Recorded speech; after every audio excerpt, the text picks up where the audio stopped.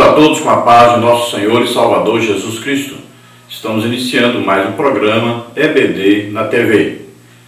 Nós estamos durante este quarto trimestre de 2017 estudando as revistas da CPAD com o tema A Obra da Salvação.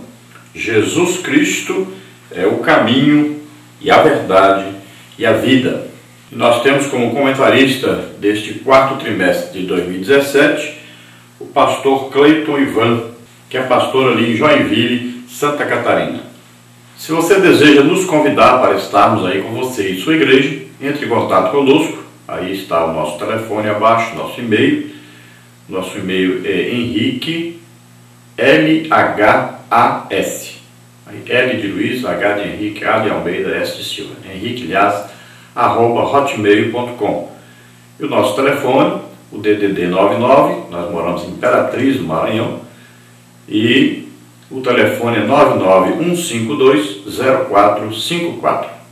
Então você manda para mim aí o assunto, o tema que você quer, se você quer um curso para professores, ou se você quer que nós falemos de missões, ou de evangelismo, ou de família. Então, o assunto, e nós enviamos uma apostila para você que você possa vender aí, e isso vai ajudar muito nos seus custos. Vamos então à nossa lição de hoje. Nós vamos estudar hoje então a lição número 3, que tem como título A Salvação e o Advento do Salvador. Então veja bem que só sobre salvação nós teríamos que falar pelo menos um mês, né? Sobre a vinda do Salvador, o Advento, também pelo menos mais um mês. Mas nós já estudamos recentemente sobre esses assuntos, também nesse trimestre, nós já vimos alguma coisa sobre isso. Então a lição ela vai trazer um resumo, bem resumido mesmo, sobre esses dois assuntos. O assunto salvação, e para falar de salvação nós temos que falar da vinda do Salvador para nos salvar. Então nós vamos falar aí no Antigo Testamento o que falava sobre esta vinda, um resumo bem pequeno, e também vamos falar no Novo Testamento o que foi falado sobre essa vinda, e vamos ver a vinda propriamente dita. Lembrando que nós estamos falando aqui da primeira vinda de Jesus, então o seu nascimento aqui na terra. Agora nós estamos estudando o primeiro advento, ou seja, a primeira vinda como homem na terra. Então Jesus, a primeira vez que ele veio, então como ele nasceu, como ele entrou aqui na terra. Ele entrou da mesma maneira que nós, nascendo de uma mulher. Então o texto áureo está aí em João 1,14, que diz: E o Verbo se fez carne e habitou entre nós, e vimos a sua glória como a glória do unigênito do Pai, cheio de graça e de verdade. Então aqui fala da vinda do próprio Deus, que se tornou homem para poder nos salvar. Porque o plano de salvação era o quê? Deus queria o quê? Um homem na terra que nunca pecou, e este homem aceitasse levar sobre ele os pecados de todos os homens e aceitasse morrer no lugar deles. Pegar o quê? O juízo de Deus sobre ele. Então não havia nenhum homem na terra que nunca pecou. Romanos 3,23 diz que todos pecaram, destituídos estavam da glória de Deus. Então o que Deus vai fazer? Deus diz: não tem ninguém, então eu mesmo vou. Então ele veio na pessoa de seu Filho único, Jesus Cristo, seu Filho unigênito, Jesus Cristo. Então Jesus vem e ele vai nascer na terra como homem, viver na terra como homem, pegar sobre ele os nossos pecados e morrer a nossa morte. A morte que nós tínhamos que morrer, no juízo de Deus sobre nós, era na cruz. Então Jesus vem e morre em nosso lugar. Mas ele morre, é sepultado, e ao terceiro dia ele ressuscita dentre os mortos. Então ele vence a morte, ele vence o pecado.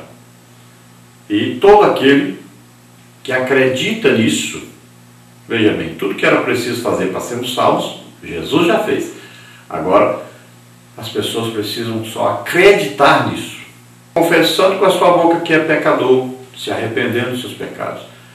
Então ele acreditando que Jesus morreu por ele e ressuscitou, então ele será salvo. E esse salvo abrange então a salvação, perdão dos pecados, né? Aí libertação de todas as maldições, significa cura de todas as doenças, enfermidades. Então aí vem aí várias bênçãos advindas da salvação, regeneração, justificação, santificação, e depois nós estaremos para sempre com o Senhor no céu, quando Ele vier nos buscar no arrebatamento da igreja.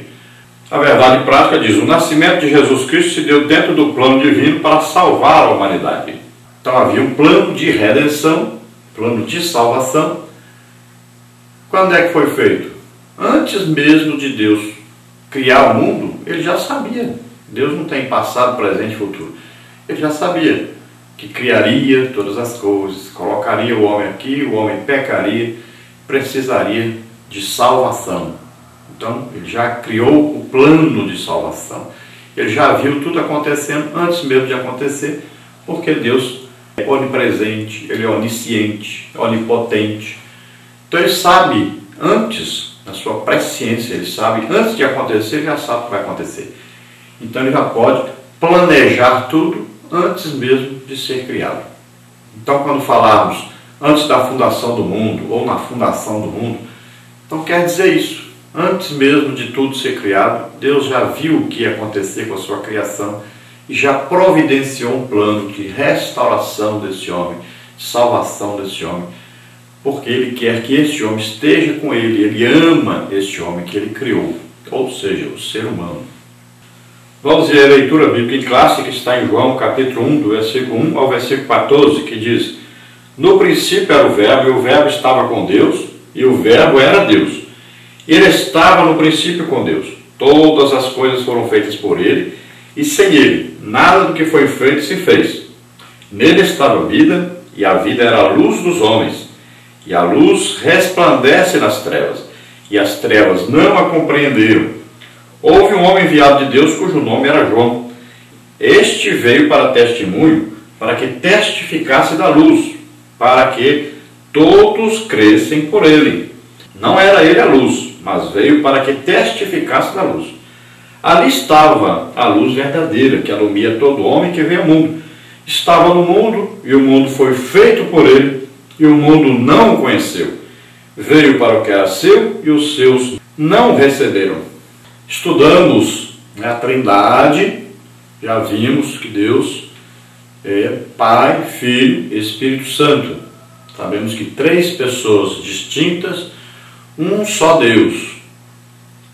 Então, Deus Pai é aquele que planeja, Jesus, como o Verbo ou Logos, é aquele que faz, é aquele que executa o plano de Deus. E temos o Espírito Santo, que é aquele que revela o que Deus planejou e o que Jesus executou. É aquele também que fornece o poder para tudo ser feito.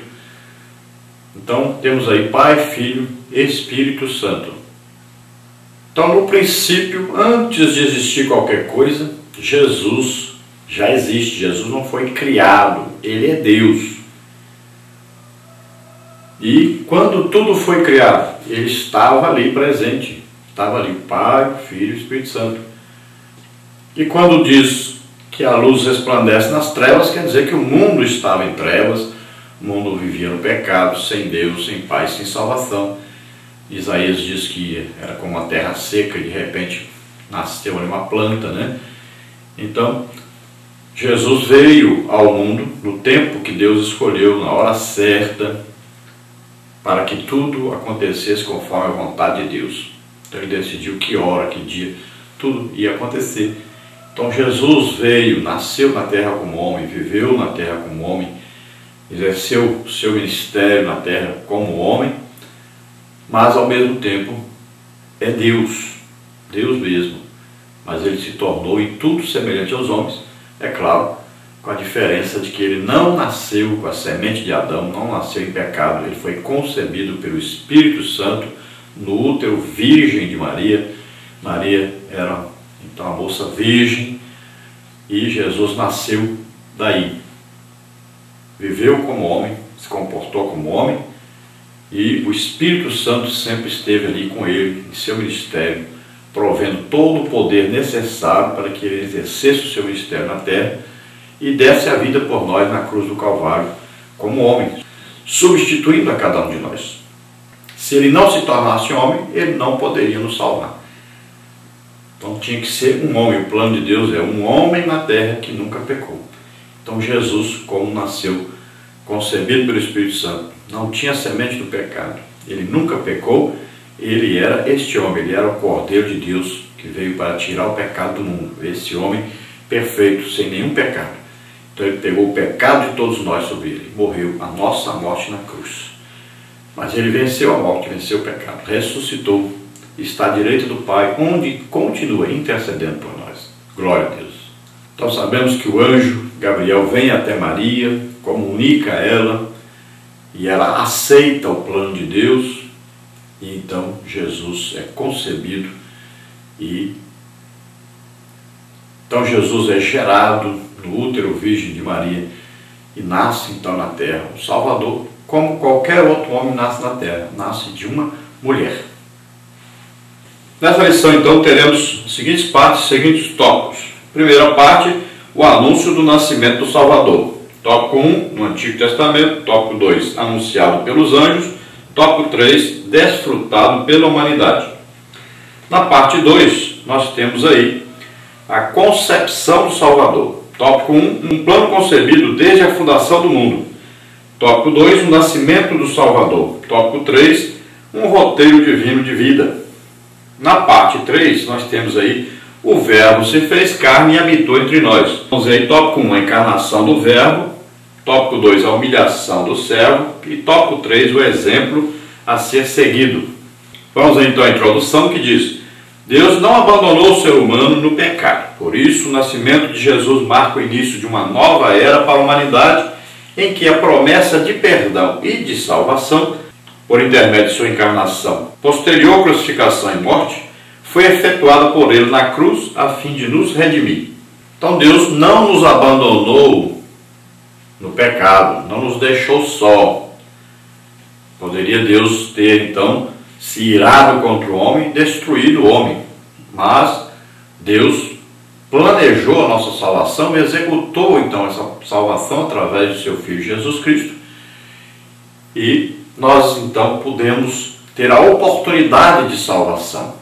Agora, Deus, assim como não obrigou o homem a pecar, deu-lhe aí oportunidades, deu-lhe aí livre-arbítrio de escolher se queria ou não pecar, assim também Deus lhe dá a oportunidade de salvação. Ele escolhe se quer ser salvo ou não.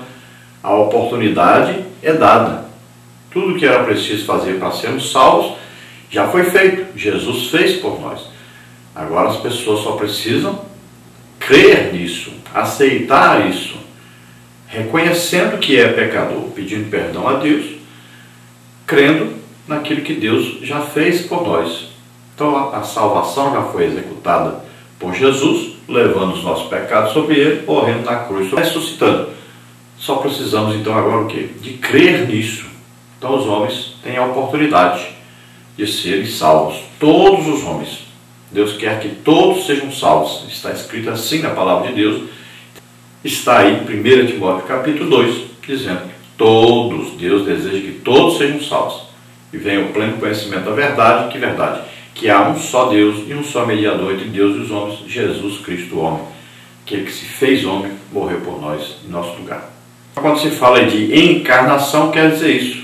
Se fez carne, ou seja, se fez homem. Entrou na terra como homem, nasceu de uma mulher. Parte 1 aí, então, o anúncio do nascimento do Salvador. Tópico 1, no Antigo Testamento. Tópico 2, anunciado pelos anjos. Tópico 3, desfrutado pela humanidade. Vamos ver então no Antigo Testamento. Está em Lucas 24, 27. Veja que Lucas 24, 27 diz, olha, começando por Moisés e por todos os profetas, explicava-lhes o que dele se achava em todas as Escrituras. Então aí, o Antigo Testamento dá abundantes predições sobre a vinda do Messias ao mundo, na queda dos nossos primeiros pais, a vinda do Salvador foi apontada, como está em Gênesis 3,15. Gênesis 3,15 diz o quê? Porém, inimizade entre ti e a mulher, e entre a tua semente e a sua semente. Esta te ferirá a cabeça, e tu lhe ferirás o calcanhar. Olha aí, no sangue de animais no umbral das portas, na noite da Páscoa, né? Como está lá em Êxodo 12, de 1 a 13. Vamos ler só o versículo 12 e 13, que diz o quê? E eu passarei pela terra do Egito esta noite, e ferirei todo o primogênito da terra do Egito, desde os homens até os animais. Sobre todos os deuses do Egito farei juízos. Eu sou o Senhor. E aquele sangue vos será por sinal nas casas em que estiveres. Vendo eu o sangue, passarei por cima de vós, e não haverá entre vós praga de mortandade, quando eu ferir a terra do Egito. Também em Gênesis 13, 17 a 22, nós vemos aí, só o 21 e 22 que diz: E o Senhor ia diante deles, de dia numa coluna de nuvem, para os guiar pelos caminhos, e de noite numa coluna de fogo, para os alumiar, para que caminhasse de dia e de noite. Nunca tirou de diante da face do povo a coluna de nuvem de dia, nem a coluna de fogo de noite.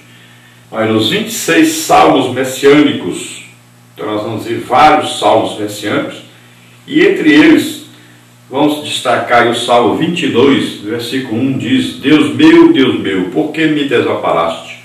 Por que te alongas das palavras do meu bramido e não me auxilia? Então os salmos têm uma grande quantidade aí de revelação da salvação de Deus. Chega ao ponto de dizer até o que Jesus ia falar na cruz.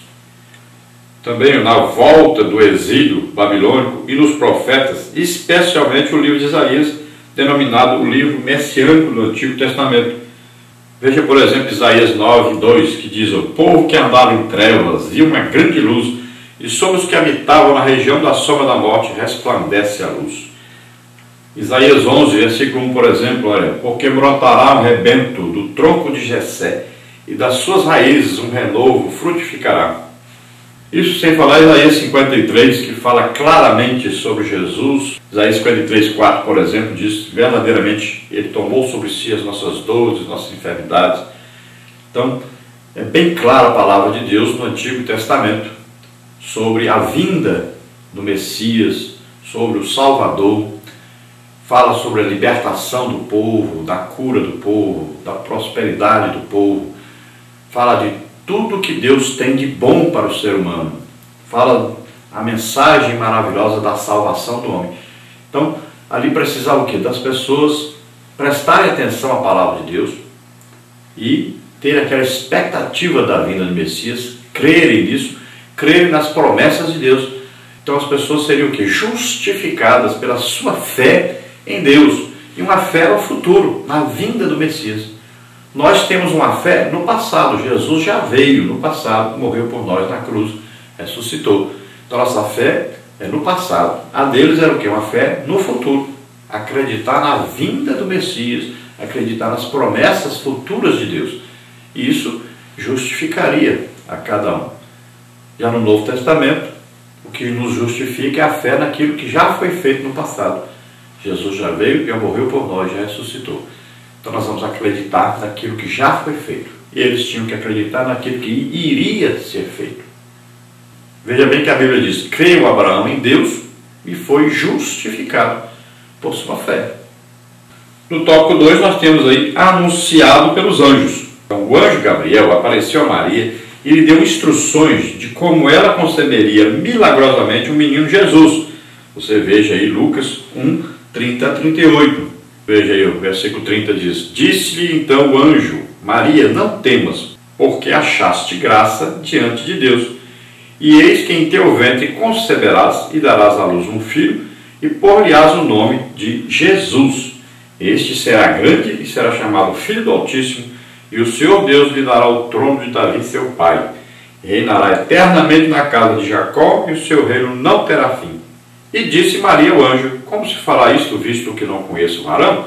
E respondendo o anjo, disse-lhe: Descerá sobre ti o Espírito Santo, e a virtude do Altíssimo te cobrirá com a sua sombra, pelo que também o santo que de ti há de nascer será chamado de Filho de Deus.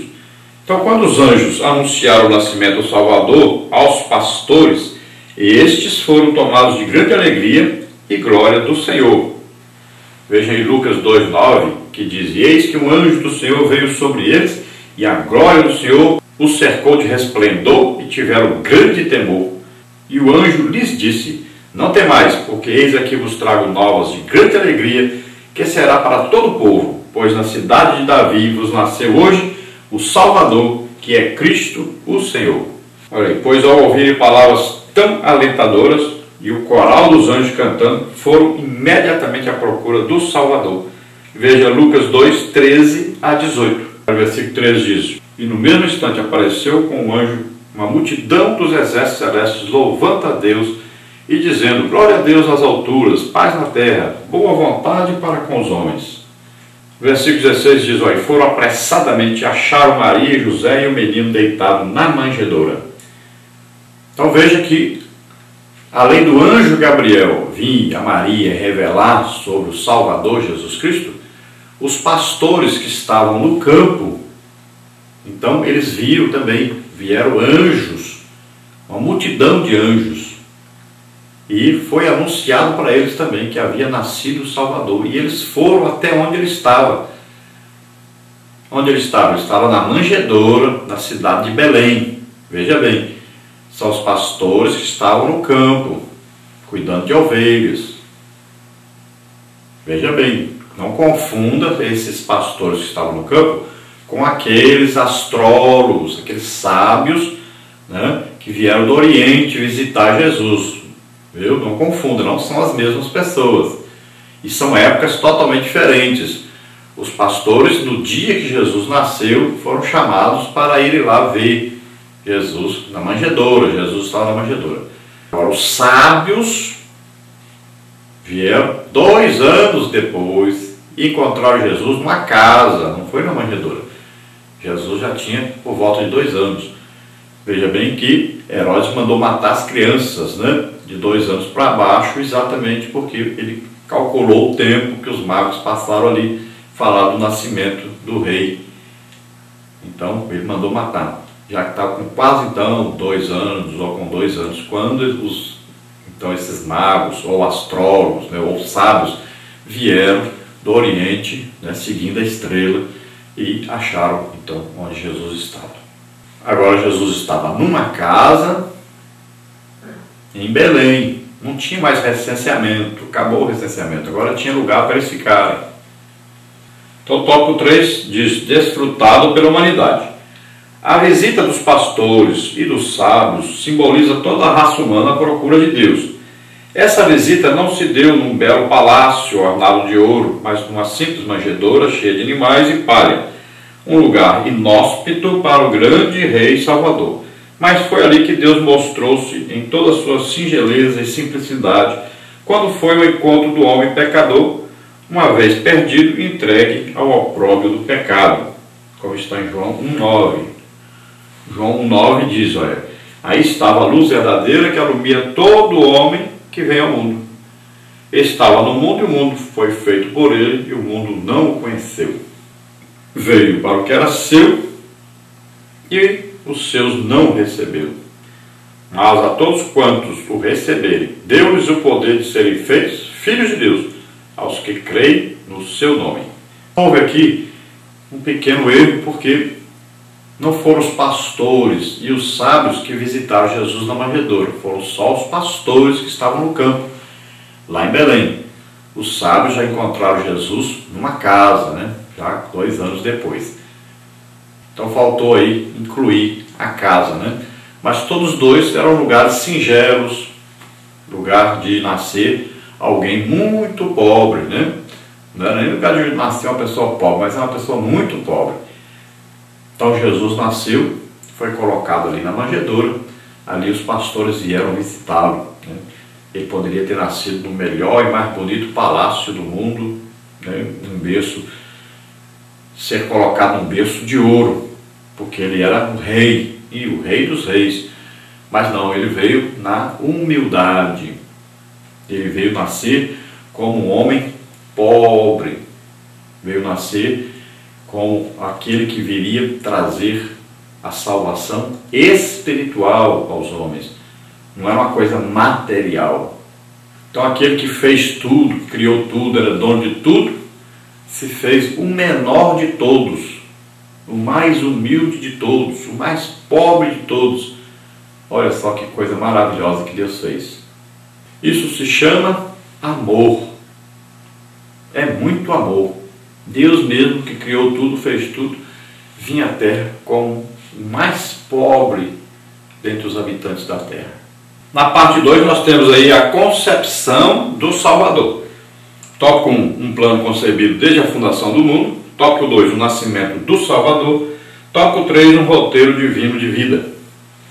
Tópico 1, então, um plano concebido desde a fundação do mundo.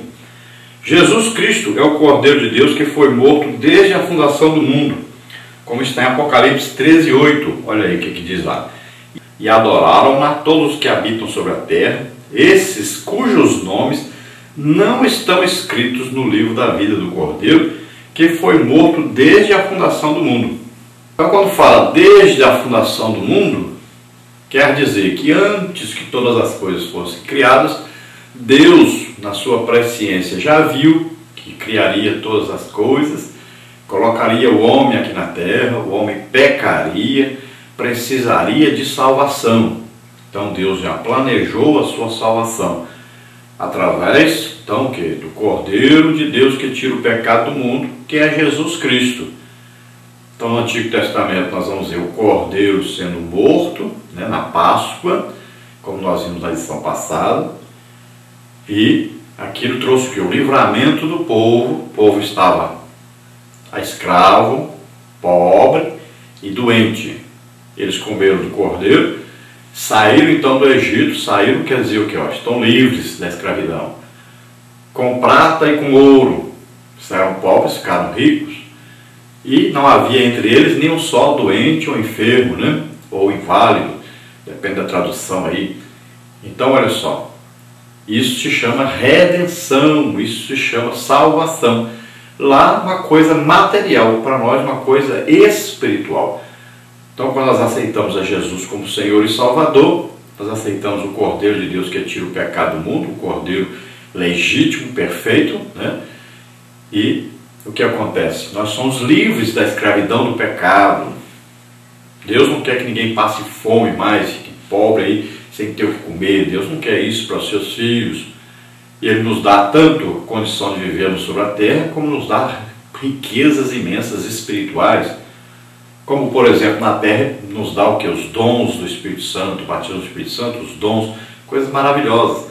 E no futuro, coisas mais maravilhosas ainda. Seremos arrebatados, transformados em corpos gloriosos, né? E estaremos para sempre com o Senhor. Então são riquezas imensuráveis, eternas. E também nos dá, olha, na terra, o que? A cura física, doenças, enfermidades. Ele nos cura. Jesus já levou sobre ele nossas doenças e enfermidades. Então nos dá aqui na terra a cura física e nos dá o que? A cura da alma, né? O perdão dos nossos pecados, salvação eterna. Então olha só, nós temos uma nova aliança baseada em melhores promessas do que aquelas promessas do Antigo Testamento, que prometia apenas o que? Um reinado aqui na terra, que vai ser o milênio sobre eles, né, judeus. Para nós não, para nós são promessas superiores, eternas. Estaremos para sempre com o Senhor. Claro que também os judeus terão sua oportunidade no final da grande tribulação e lá durante o milênio. Continuando então a nossa leitura diz: pois antes de o homem pecar, o Pai, em sua presciência, já havia provido um Salvador. Isso significa que quando o ser humano pecou, Deus não foi pego de surpresa. Entretanto, em seu eterno amor pela humanidade, o Altíssimo havia planejado o resgate dos pecadores mediante o advento da pessoa de seu Filho, Jesus Cristo. Veja bem que é exatamente isso que significa. Deus não foi pego de surpresa. O homem pecou, Deus ficou surpreso. Nada disso. Quando Deus criou já todas as coisas, Ele já sabia o que ia acontecer com as coisas que Ele criou, inclusive com o homem, que é o que? O ápice, né, da sua criação. É o melhor de sua criação, o homem. Tudo aquilo que Ele criou ali foi exatamente por causa desse homem. Então a terra, né, as coisas que existem na terra, e tudo foi criado por causa desse homem, para colocar esse homem na terra. Então Deus amou esse homem, esse ser humano, essa criatura que Ele criou e colocou na terra a ponto de enviar o seu Filho para dar a vida por nós. Então todos nós, seres humanos, tanto homem como mulher, criança, jovem, né, aí os idosos, todos seres humanos, Deus nos amou de tal maneira que deu o seu próprio Filho para dar a vida por nós na cruz do Calvário, para nos salvar. Glória a Deus, aleluia. No tópico 2 vamos ver então o nascimento do Salvador. O nascimento do Salvador é um evento emblemático e simbólico acerca do propósito que ele veio realizar, ou seja, salvar o mundo. Veja João 3,16, que diz o quê? Porque Deus amou o mundo de tal maneira que deu o seu Filho unigênito, para que todo aquele que nele crê não pereça, mas tenha a vida eterna. Então está bem claro aí, ó. Deus amou. O maior sentimento, mais perfeito que existe é o amor de Deus. Amor desinteressado. Nós não temos nada para dar para Ele, a não ser pecado e coisa ruim, maldição, né? Doença, enfermidade, só coisa ruim. Então Ele nos amou. De que maneira?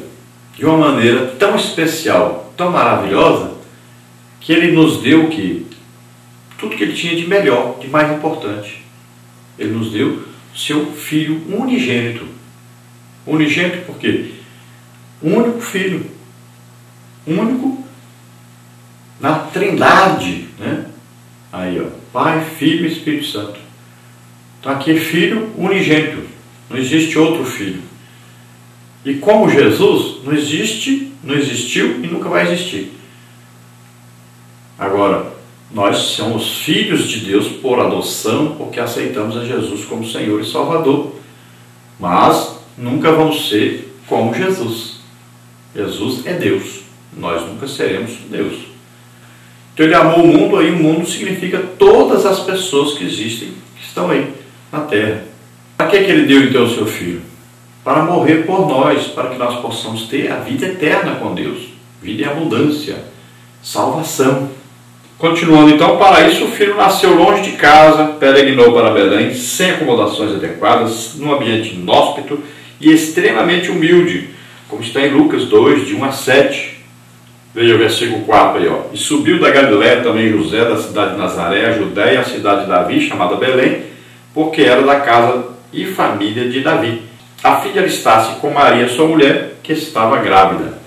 Então imagine, Maria grávida, aquele barrigão, sair lá de Nazaré para chegar a Belém, uma distância considerável, e a pé. Naquele tempo não tinha negócio de carro, né, de automóvel. Então pode ser que Maria tenha ido aí montada num jumento, não sabemos, né?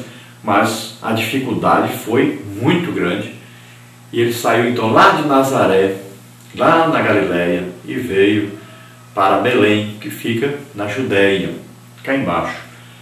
Então olha só, um esforço muito grande para poder cumprir uma ordem dos governantes que queriam fazer um alistamento para poder cobrar impostos, né? Esse era o motivo real. Queriam saber quantas pessoas poderiam pagar impostos para eles. Então isso foi a demonstração da humildade divina, pois o Filho se esvaziou de sua glória para habitar de maneira humilde entre os homens. Veja aí Filipenses 2,7, que diz, olha, mas aniquilou-se a si mesmo, tomando a forma de servo, fazendo-se semelhante aos homens. E achado na forma de homem, humilhou-se a si mesmo, sendo obediente até a morte e morte de cruz. Então veja bem que Jesus se despojou de sua glória, se despojou de sua realeza. Ele deixou as suas prerrogativas divinas e se fez em tudo semelhante aos homens, menos no pecado, é claro, que ele nunca pecou. Que belo gesto de doação de si mesmo, pois não poderia haver mais entrega para mostrar essa verdade. Deus é amor. Você veja isso em 1 de João 4,8, que diz lá, olha, aquele que não ama não conhece a Deus, porque Deus é amor. Então olha só, quem ama dá a vida, quem ama se dá, quem ama faz de tudo para que o outro esteja bem. Então ele foi capaz de vir à terra, aquele que criou todas as coisas. Veja bem, ele estava ali como homem, sendo que ele fez tudo aquilo. Veja bem, quando ele andava sobre a terra, quem criou a terra? Ele. Quando ele bebia água, quem criou? A água foi ele. Quando ele comia alguma coisa, quem criou? Aquilo foi ele. Veja bem, Deus mesmo estava aqui na terra, com um homem, vivendo como se fosse um homem. É uma coisa tremenda. João, meditando sobre isso, ele diz, olha, nós tocamos no verbo da vida. Veja bem, João ficava imaginando, mas como, gente? Deus, nós abraçamos, beijamos, tocamos nele, Deus mesmo estava conosco, comeu com a gente aqui, tomou banho no rio junto com a gente, comeu junto com a gente. Imagina que coisa maravilhosa. Isso só é possível por causa desse amor imenso que Deus tem para conosco, que é um amor inexplicável. No tópico 3 diz, um roteiro divino de vida. Desde a fundação do mundo, Jesus foi o Salvador e a partir do seu nascimento, essa realidade foi confirmada. Lucas 2, 10 e 11, que diz lá, olha, no versículo 11 diz, pois na cidade de Davi vos nasceu hoje o Salvador, que é Cristo o Senhor. Ele foi concebido por uma virgem, o que atesta o fato milagroso de ser o Filho de Deus, criado e gerado como homem pelo Espírito Santo, como está em Lucas 1,35. Diz assim, olha, e respondendo o anjo, disse-lhe, descerá sobre ti o Espírito Santo, e a virtude do Altíssimo te cobrirá com a sua sombra, pelo que também o santo que de ti há de nascer será chamado Filho de Deus. Então veja bem que Jesus foi concebido pelo Espírito Santo. Isso também é dito a José, Não tema receber Maria como sua esposa, porque o que dela vai nascer é do Espírito Santo, é gerado pelo Espírito Santo. Então Jesus foi gerado no útero virgem de Maria pelo Espírito Santo. A semente, qual a semente usada? Quando o homem tem sexo com a mulher, então a semente está no homem, a semente é o espermatozoide, que vai gerar um filho no útero da mulher e ali vai se desenvolver e nascer uma criança. No caso de Maria, qual foi a semente? A palavra de Deus. Jesus diz lá na parábola do semeador que a palavra de Deus é a semente. Então, quando o anjo falou e Maria aceitou, então a semente de Deus, a palavra de Deus, penetrou o útero virgem de Maria e o Espírito Santo então veio para gerar ali a vida, gerar Jesus Cristo. Jesus nasceu num contexto de pobreza, o que mostra sua humilhação e serviço aos desafortunados. Veja Lucas 4, 18 a 21.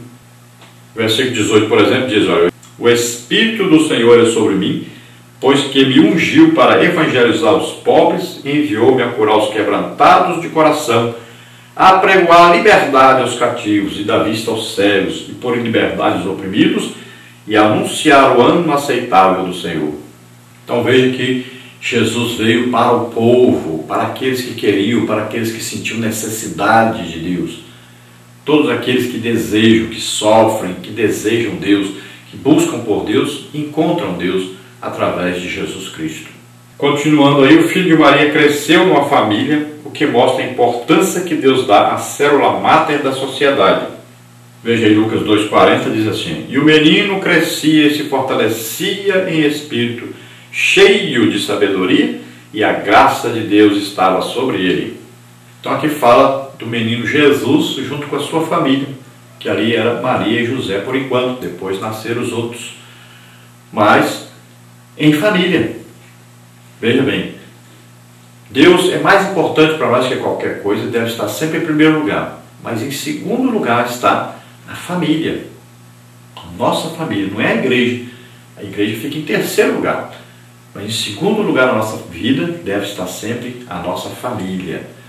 Ali é o que? É uma igreja, é o lugar de comunhão, de amor, é o lugar onde Deus está presente e ali deve ser, então, onde vai se desenvolver a sociedade. A partir dali, se ali estiver funcionando direitinho, do jeito que a palavra de Deus manda, então essa família será uma bênção para a sociedade poderá ser transformada através dessa família.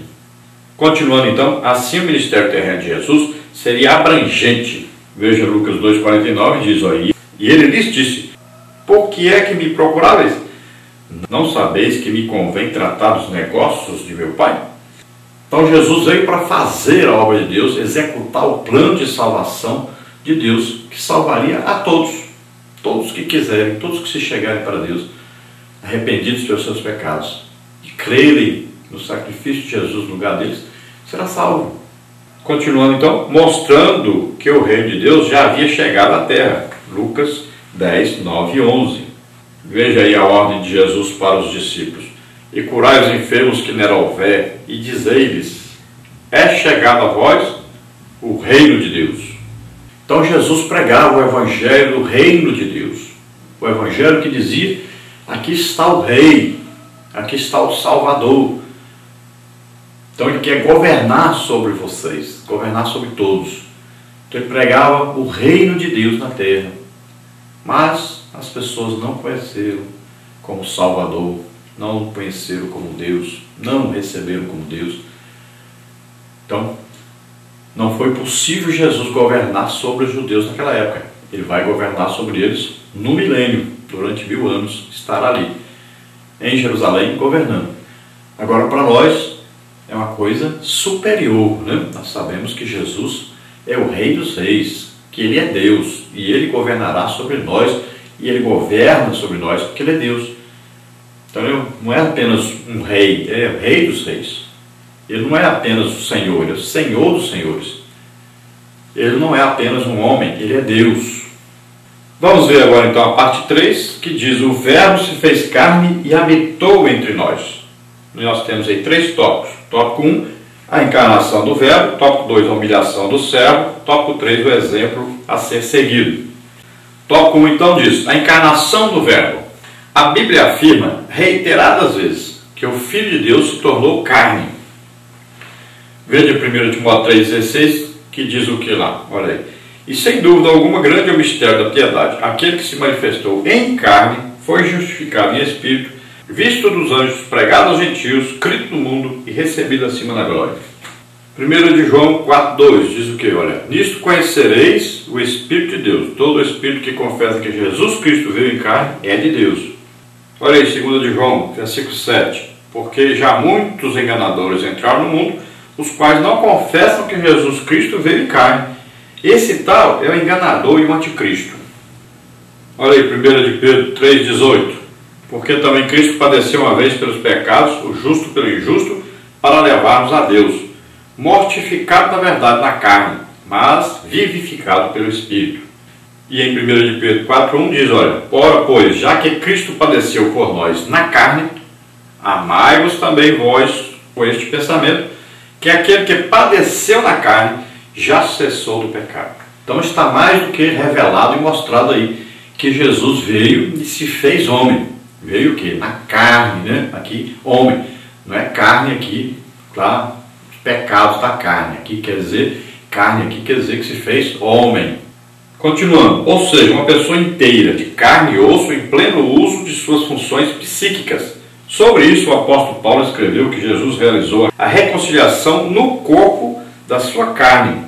Veja Colossenses 1,21, que diz, a vós também, que no outro tempo eres estranhos e inimigos no entendimento pelas vossas obras, mas agora, contudo, vos reconciliou no corpo da sua carne, pela morte, para perante ele vos apresentar santos e irrepreensíveis e inculpáveis.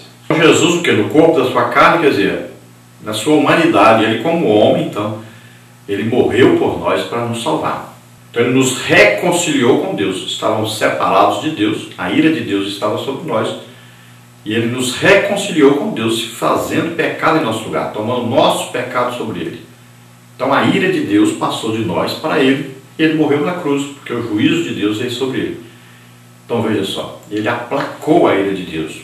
Ele nos reconciliou com Deus, retirou aquilo que nos separava de Deus, que era o pecado. Continuando então, isto é, quando se fez carne e habitou entre os homens, assumiu a humanidade juntamente com as fragilidades próprias dela. Por esse motivo, as Escrituras revelam que o nosso Senhor chorou em público. Veja João 11,35, Jesus chorou. Está lá no episódio lá da morte de Lázaro, né? Olha, ele admitiu perdas e sentiu saudades. Veja João 11:36. Disseram, pois, os judeus, vede como amava. Mesmo episódio da morte de Lázaro. Ele experimentou dor. Veja aí Mateus 27:50, que diz, e Jesus, clamando outra vez com grande voz, entregou o Espírito. Olha, ele sentiu tristeza de morte. Mateus 26:38 diz, olha, então lhes disse, a minha alma está cheia de tristeza até a morte. Fica aqui e vigiai comigo. Olha, ele sentiu-se cansado. Veja João 4:6. E estava ali a fonte de Jacó. Jesus, pois, cansado do caminho, assentou-se assim junto da fonte. Era isso quase a hora sexta. Também ele teve sede. Veja João 19:28. Então veja João 19:28, que diz, depois, sabendo Jesus que já todas as coisas estavam terminadas, para que a Escritura se cumprisse, disse, tenho sede. Teve dificuldades familiares. Veja aí João 7:3-5. Olha aí, disseram-lhe, pois, seus irmãos, sai daqui e vai para a Judeia, para que também os teus discípulos vejam as obras que fazes. O versículo 5 diz, olha, porque nem mesmo seus irmãos criam nele. Foi tido como louco. Veja aí Marcos 3:21. E quando os seus parentes ouviram isso, saíram para o prender, porque diziam, está fora de si. Mostrou que a privacidade e a oração são períodos essenciais para a sobrevivência espiritual. Veja aí Marcos 1:35. Levantando-se de manhã muito cedo, estando ainda escuro, saiu e foi para um lugar deserto e ali orava. Olha aí o capítulo 6, versículo 46 diz, olha, tendo-os despedido, foi ao monte para orar. Lucas 5:16 diz, olha, porém ele retirava-se para os desertos e ali orava. Então nós vimos aí Jesus como homem e várias coisas que o homem fazia, que o homem sentia, Jesus fazia, Jesus sentia. Então nós vimos aí o cansaço, a sede, né? A tristeza, o choro, a alegria. Vamos ver aí a oração. Tudo isso Jesus fazia, como qualquer outro homem fazia, Jesus também fazia. Mostrando que ele estava na terra como homem para nos substituir na cruz. Era necessário ser um homem e nunca pecar. Então o que ele fez? Ele viveu como homem e nunca pecou. Então ele tomou sobre ele os nossos pecados e morreu no nosso lugar na cruz. Tópico 2, a humilhação do servo. A humilhação de Jesus teve início com o esvaziamento de sua glória para tomar a forma de servo e culminou com o sofrimento na cruz. Então Filipenses 2, 7 e 8 diz o que? Mas aniquilou-se a si mesmo, tomando a forma de servo, fazendo-se semelhante aos homens, e achado na forma de homem, humilhou-se a si mesmo, sendo obediente até a morte, e morte de cruz. Olha aí, sua humilhação está relacionada aos seus sofrimentos, como ao ser perseguido, desprezado pelas autoridades, discriminado. Veja João 1,46, que diz, olha, disse-lhes Natanael, pode vir alguma coisa boa de Nazaré? Disse-lhe Filipe, vem e vê. Então veja que Jesus se tornou em tudo semelhante ao homem, sofreu e até a morte, aceitou até morrer no lugar dos homens. Vemos também que ele foi discriminado. Pode vir alguma coisa boa de Nazaré? Ninguém nunca perguntou onde você, Jesus, nasceu. Só falavam que ele era o quê? O Nazareno, e achavam que ele tinha nascido em Nazaré. Por falta de quê? E apenas perguntar, nasceu onde? E ele diria, nasci em Belém. Se perguntassem para ele, você era descendente de Davi? Ele diria, sou. Então eles poderiam descobrir que ele era o Messias, mas ninguém queria saber.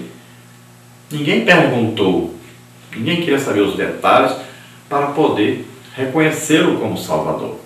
Veja, silenciado diante de seus acusadores, açoitado impiedosamente, injustamente julgado diante de Pilatos e Caifás e finalmente morto. Assim se cumpriu cada detalhe da profecia a respeito do servo Salvador. Como está em Isaías 53, né? Quem deu crédito à nossa pregação e a quem se manifestou o braço do Senhor, porque foi subindo como renovo perante ele, como raiz de uma terra seca, não tinha parecer nem formosura. E olhando nós para ele, nenhuma beleza víamos para que o desejássemos. Era desprezado e mais indigno entre os homens, homem de dores, experimentado os trabalhos, como um de quem os homens escondiam o rosto, era desprezado, e não fizemos dele caso algum. verdadeiramente Ele tomou sobre si as nossas enfermidades e as nossas dores, levou sobre si, e nós o reputamos por aflito, ferido de Deus e oprimido. Mas Ele foi ferido pelas nossas transgressões, moído pelas nossas iniquidades. O castigo que nos traz a paz estava sobre Ele, e pelas suas pisaduras fomos sarados. Então veja quanta humilhação, quanta perseguição, quanta coisa Jesus passou por nós, além daquele sofrimento. E nós vemos Isaías 53 falando exatamente dessa vida de Jesus na terra, desse momento na cruz, do desprezo. Passavam, balançavam a cabeça, diziam: desce da cruz, isso não é Deus. Imagine a humilhação. E Deus mesmo ali, Ele poderia matar aquelas pessoas apenas com um sopro, não ia sobrar ninguém. Mas Ele pacientemente, humildemente, com muito amor por todos nós, se sujeitou a tudo isso para nos salvar. Glória a Deus, aleluia. No tópico 3 diz o exemplo a ser seguido. Quando andou na terra, Jesus nos ofereceu o melhor exemplo, fazendo a vontade do Pai e amando o próximo com um amor sem igual. Veja João 4,34, que diz: Jesus disse-lhes: a minha comida é fazer a vontade daquele que me enviou e realizar a sua obra. E Lucas 4,18, nós já vimos: o Espírito do Senhor é sobre mim, pois que me ungiu para evangelizar os pobres e enviou-me a curar os quebrantados de coração, a pregoar a liberdade aos cativos, dar vista aos cegos e pôr em liberdade os oprimidos, e anunciar o ano aceitável do Senhor. Então Jesus nos dá um exemplo de vida aqui na terra. Ele se entregou totalmente a Deus e a sua vontade. Ele foi capaz de fazer tudo que era necessário fazer para nos salvar. Então ele viveu como Filho de Deus na terra, como aquele que foi cheio do Espírito Santo e que andava fazendo milagres, curando as pessoas, abençoando as pessoas. Nós temos visto tanta gente estudando a palavra de Deus, ensinando a palavra de Deus, mas falta amor pelas pessoas. Esse amor que vai fazer com que você receba um dom do Espírito Santo para você ajudar as pessoas. Jesus não só pregava a palavra, Ele curava as pessoas, Ele libertava as pessoas, Ele ajudava as pessoas. Então o amor tem que ser demonstrado. Não existe evangelho sem sinais, prodígios e maravilhas, porque os sinais, prodígios e maravilhas são a demonstração do amor de Deus para com as pessoas. Então o amor de Deus está derramado em nosso coração e ele tem que sair daqui e passar para as pessoas, abençoar as pessoas. Então nós temos visto um evangelho aí faltando a metade. Veja na Bíblia que Jesus, a metade do tempo dele era curando as pessoas, libertando as pessoas, ajudando as pessoas. Então o professor de escola bíblica dominical tem a obrigação, o dever de ser exemplo. Ele não só fala, não só ensina, ele tem que praticar o amor de Deus, abençoando as pessoas. Então ele vai andar de casa em casa, ele vai pregar o evangelho, vai ganhar almas, ele vai visitar doentes, enfermos, ele vai visitar os presos, ele vai transmitir a palavra de Deus, mas também vai levar o que? A cura, os milagres, revelações de Deus, vai abençoar as pessoas, ajudar as pessoas. Continuando aí, logo a partir da vida do Salvador, somos estimulados a priorizar o reino de Deus, a pessoa do Altíssimo em todas as áreas de nossa vida, não permitindo que nada tome o seu lugar em nosso coração. Assim somos instados a amar o próximo na força do mesmo amor que o Pai tem por nós. Veja aí Marcos 12:30 que diz: amarás, pois, ao Senhor teu Deus de todo o teu coração, de toda a tua alma, de todo o teu entendimento e de todas as tuas forças. Esse é o primeiro mandamento. E o segundo, semelhante a este, é: amarás o teu próximo como a ti mesmo. Não há outro mandamento maior do que estes. Então o amor, ele é vivido, ele é executado, ele é demonstrado, não só por palavras, mas por ações. Então temos que ver que esse evangelho verdadeiro é aquele que leva as pessoas, não só à pregação do evangelho, mas também a ajuda nas curas, nas libertações, nas demonstrações, nas manifestações do Espírito Santo ajudando as pessoas. A conclusão diz aí: as boas novas do Evangelho se materializam em Jesus quando de seu nascimento em Belém. Sua obra salvadora foi profetizada ao longo de todo o Antigo Testamento, anunciada pelos anjos aos pastores e ecoa de forma abrangente por todo o universo. Ele se encarnou, se humilhou e finalmente triunfou gloriosamente mediante a sua ressurreição, para assim nos garantir a salvação. Então, quando é que se iniciou a salvação do homem? Se iniciou quando Jesus veio, então, nascer como homem na terra. Então, ele se materializou como homem. Ele se fez homem para nos salvar. O plano de Deus dizia que era um homem sem pecado na terra, que pegue os pecados de todos sobre ele e morra no lugar deles na cruz. Então Jesus veio nascer como homem, viver como homem, pegar os nossos pecados sobre ele e morrer na cruz do Calvário em nosso lugar. Então essa tarefa, esse plano de redenção, ele foi falado no Antigo Testamento, foi mostrado no Antigo Testamento. Foi falado lá pelos profetas, né? Foi profetizado lá. Então a mensagem de salvação, foi mostrado também o Cristo Salvador, né? O Redentor, foi mostrado aí o sofredor. Tudo foi mostrado, até como Jesus ia ser, o que ele ia fazer, como é que ele ia morrer, tudo foi mostrado. Depois, no Novo Testamento, vem também, antes dele nascer, já foi falado para Maria, né, através do anjo Gabriel. Depois, quando ele nasce, lá nós vimos que os anjos vieram falar com os pastores. Depois de 2 anos, lá na visita daqueles astrólogos, nós vimos também, logo após o nascimento de Jesus, nós vamos ver aí Ana falando sobre isso, né? Simeão falando sobre isso. Então foi revelado a muita gente, antes mesmo dele nascer, e no Novo Testamento. Veja lá, Zacarias, né, o pai de João Batista ali, João Batista falou também. Então muita gente falou a respeito da vinda do Salvador, do Messias, né, antes mesmo dele nascer, e depois que ele nasceu foi profetizado, foi falado, foi explicado. E o próprio Jesus depois vem falando, explicando, ensinando, pregando sobre isso. Então depois de executar a salvação, ele ressuscita, está à direita do Pai intercedendo por nós. Glória a Deus. E nós estamos esperando ele vir em breve nos buscar no arrebatamento da igreja. Nós temos que estar sempre esperando isso e todo dia esperando isso. Glória a Deus por isso.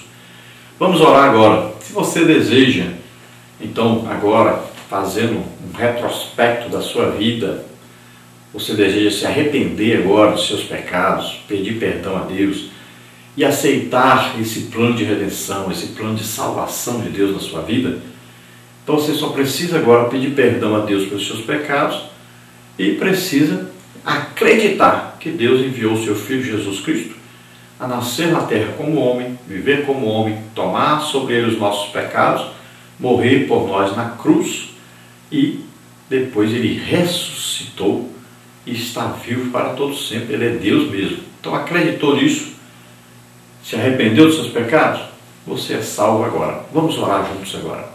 Pai querido, em nome de Jesus, abençoa agora essas vidas, Senhor.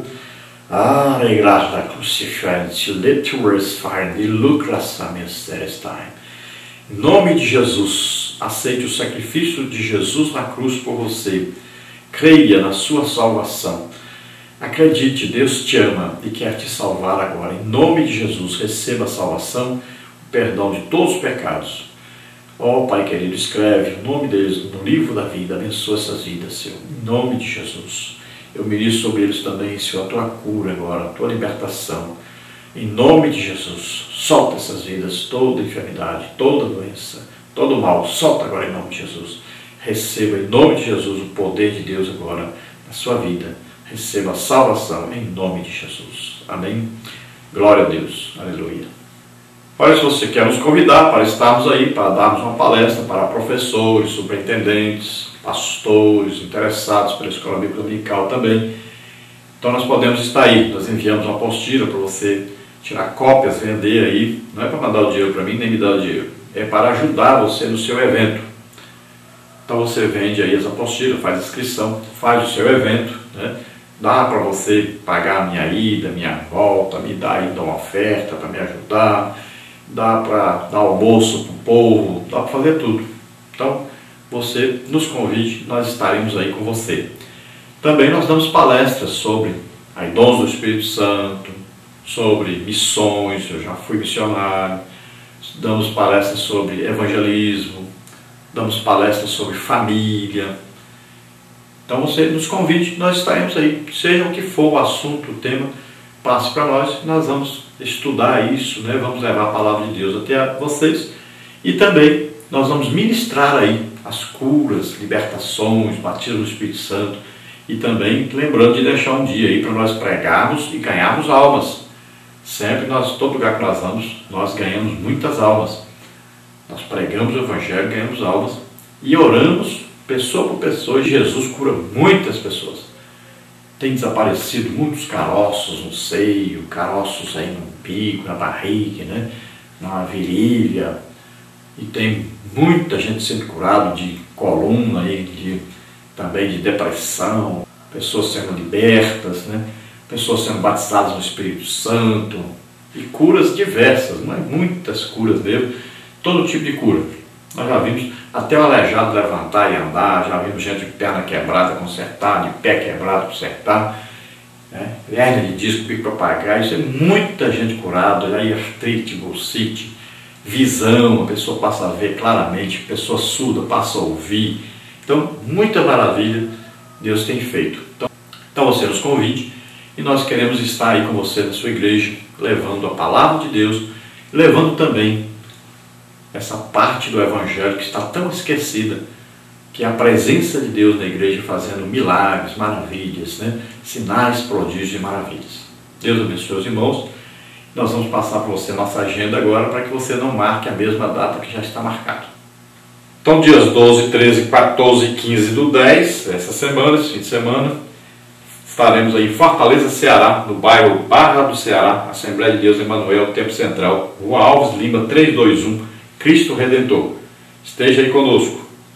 Dias 3, 4 e 5 do 11, estaremos em Teresina, Piauí, Congresso de EBD, Assembleia de Deus, Fonte de Água Viva, pastor presidente Nestor Mesquita, lá na Alameda João Isidoro França, 641, Poti Velho, Teresina, Piauí.